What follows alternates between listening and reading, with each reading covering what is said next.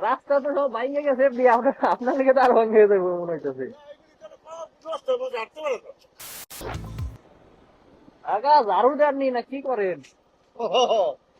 রাস্তা তো সব ভাঙে গেছে, আপনার দিকে তো আর ভাঙে যাবে মনে হইতেছে।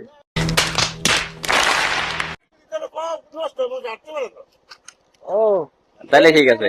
মোটর সাইকেল অ্যাক্সিডেন্ট করে বেশি।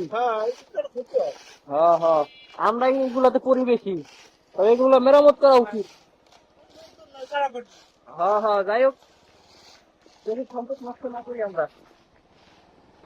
ঠিক আছে থাক। আমরা বলি কি ই করতেছি, ঠিক আছে, সাহায্য করতেছে। বাইকাররা বারবার অ্যাক্সিডেন্ট করে কিসের জন্য?